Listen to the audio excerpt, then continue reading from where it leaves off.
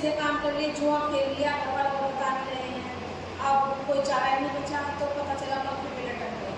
और हॉस्टल वगैरह में पढ़ते हैं लड़के लड़कियां, माँ बाप का पैसा देकर भेज रहे हैं कि आप कोई सक्सेस लाइफ लेके आओगे, और वहाँ पता चला इतने सारे रोग लेके आ गए, इतनी सारी समाज में बुराई, नशा फैल रहा है, और भाई ये गर्ल्स और बॉयज़ के रिलेशन और ये सब बहुत सारी चीज़ें ऐसे, पैसे के पीछे भागना, तो ये सारी चीज़ें इस तरह से इकट्ठी हो गई हैं आज हमारे समाज में कि हम फीलिंग्स के पीछे भाग रहे हैं, हम अपनी इच्छाओं के गुलाम हो रहे हैं, जबकि हमें अपनी इच्छाओं को गुलाम रखना है। ऐसा अक्का महादेवी कहती है, अगर हमें हंसी खुशी अपना जीवन जीना है तो कहती है हे भूख मत मचल, कि वो कहती है कि यार मुझे भूख लग रही है तो तू मेरे ऊपर हावी मत हो, लग रही है तो लग रही है, प्यास तड़प मत, और मुझे प्यास लग रही है तो मेरे ऊपर प्यास हावी नहीं होनी चाहिए। मैं अपनी इंद्रियों को प्यास वाली जो वो चली ना फीलिंग मेरे मन में, पता चलता है ना मन से ही कि मुझे प्यास लगी है, तो मुझे पानी के लिए परेशान मत कर, मैं नहीं पीऊँगी, मैं अपने ऊपर कंट्रोल करूँगी। हे नींद मत सता, और जो नींद है, नींद आदमी पे हावी हो जाती है, आपके मान कमाते हैं, क्यों? क्योंकि आप बैठे बैठे भूख सामने रखती है, ये झूमने लगते हैं, तो कहती है कि नींद पे भी कंट्रोल करूँगी मैं, प्यास पे भी कंट्रोल करूँगी मैं, भूख पे भी कंट्रोल करूँगी मैं, क्रोध मचा मत उथल पुथल, और जो क्रोध आता है मन में उस पर भी मैं कंट्रोल करूँगी, मेरे मन में उथल पुथल मत मचा, हे क्रोध तू नीचे रख के रह, मैं तेरे उसमें आने वाली नहीं हूँ। हे मोह पास अपने ढील, अब वो कहते हैं मोह, मोह क्या होता है? पैसे का लालच, गाड़ी का लालच, घर का लालच, है ना, ये मोह होता है। तो अब बेटे बेटी का लालच, लड़का बहू का लालच, है ना, तो मम्मी पापा का लालच, पत्नी का लालच, ये सब मोह है। तो ये कहता है मोह पास अपने ढील, इन बंधनों में मुझे जकड़ो मत, मुझे ढील दो। ये जो मोह है, ये दुनियादारी में मोह फैला है, इसमें सब लोग जकड़े हुए हैं और उसी के पीछे भाग रहे हैं, उसी के लिए रात दिन काम कर रहे हैं। लेकिन अब महादेवी कहती है कि मैं अपने पास ढीले कर, अपने बंधन जो मेरे ऊपर है उन्हें ढीले कर, मैं तेरे मुंह में नहीं आने वाली। लोभ मत लज्जा, हे लोभ मुझे लज्जा मत, कितनी सुंदर जेवर रखे हैं, कितना सुंदर खाना रखा है, कितनी सुंदर गाड़ी खड़ी है, मुझे उसका लालच नहीं आएगा।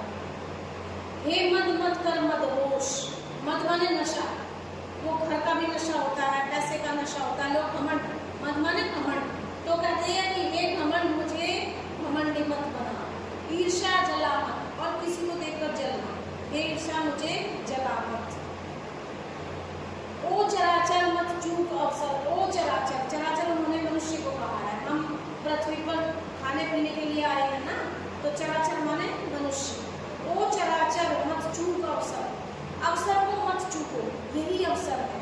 जब आपकी भूख आप पर हावी नहीं होगी, आप भूखे रह, अगर खाना ना मिले तो आप भूखे रह सकते हैं, आपको प्यास लगे तो पानी बिना रह सकते हैं, आपको क्रोध आए तो आप शांत रह सकते हैं, आपको लोभ मोह आए तो उनके बंधन तोड़ के आप आगे निकल सकते हैं, आपको किसी चीज़ का घमंड हो जाए वो घमंड तोड़ सकते हैं आप। इतनी इच्छा मजबूत है आपकी इच्छा शक्ति, इंद्रियां इतनी मजबूत हैं आपकी, अंदर से फीलिंग्स इतनी मजबूत है कि एक झटके में आप सब चीज़ों को छोड़ सकते हो।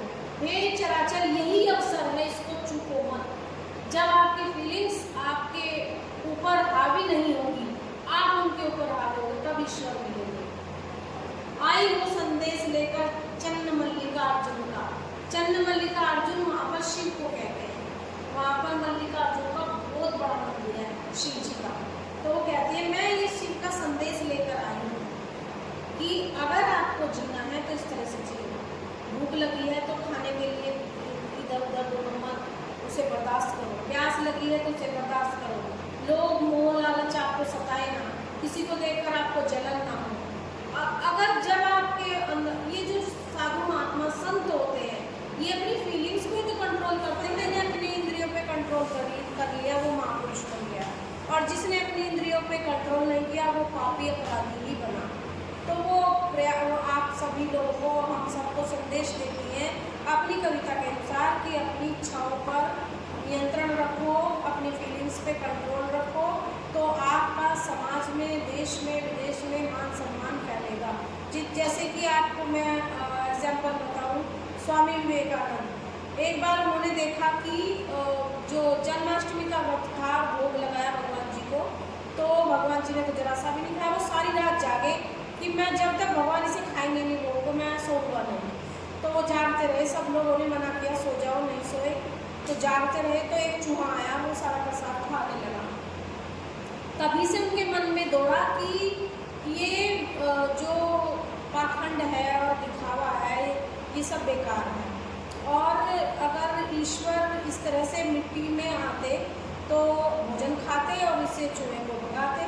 कोई और चीज़ है जो इस दुनिया को चला रही है, और इसी चक्कर में उन्होंने अपना घर बार छोड़ दिया और आध्यात्म में चले गए। और उन्होंने आध्यात्म के अंदर तक पहुंचकर ये निचोड़ निकाला कि एक अद्भुत अलौकिक शक्ति है जिसको किसी ने नहीं देखा, और आप अपनी इच्छाओं पर नियंत्रण करके उस शक्ति को प्राप्त कर सकते हो।